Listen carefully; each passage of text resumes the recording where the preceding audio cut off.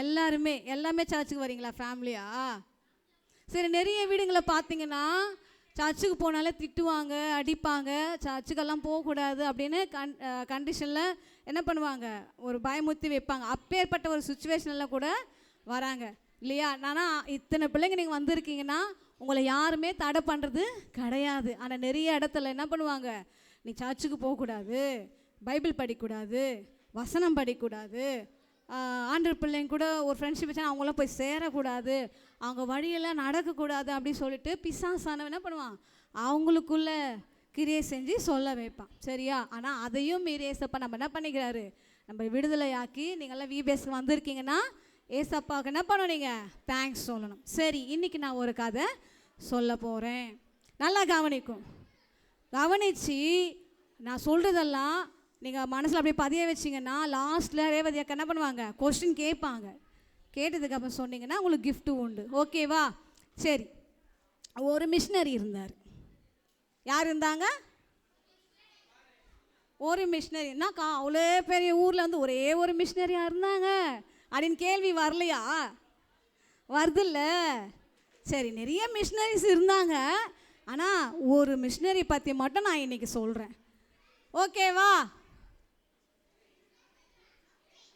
நிறைய மிஷினரிஸ் இருந்தாங்களா? இப்போ நான் ஒரே ஒரு மிஷினரி பற்றி தான் நான் சொல்ல போகிறேன். சரி, மிஷினரினா யார்?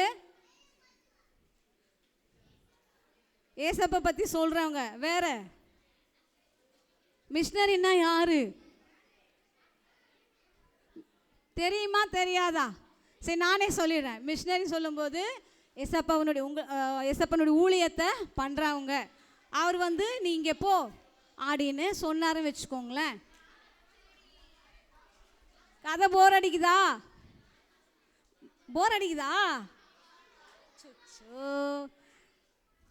சரி, இன்ட்ரெஸ்டாக சொல்லிடுங்க.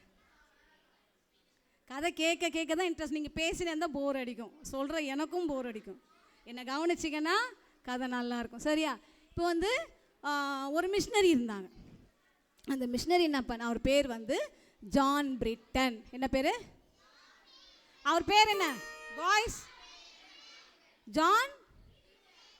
John Britain. அவர் வந்து மிஷினரி. அந்த பாஸ்டர் என்ன பண்ணாங்கன்னா, சரி அவனுடைய ஊழியத்தை செய்யறதுக்காக பல பகுதிகளுக்கு போக வேண்டிய ஒரு சூழ்நிலை வந்துச்சு. ஒரு நாள் என்னாச்சுனாக்கா, அவங்க ஃபேமிலியாக வந்து, அதாவது ஆண்டவர் பேசுகிற நீ வந்து என்ன பண்ணும், ஆஸ்திரேலியாவில் இருக்கிறதான வடகிழக்கு பகுதியில் ஒரு பகுதிக்கு போயிட்டு நீ என்ன பண்ணும், ஆண்டுடைய நியூ ஹைப்ரிட்டிஸ் அப்படின்ற இடத்துல நீ என்ன பண்ணும், என்னை பற்றி அங்கே என்ன சொல்லுது, ஒரு காட்டுவாசிகள் இருப்பாங்க அந்த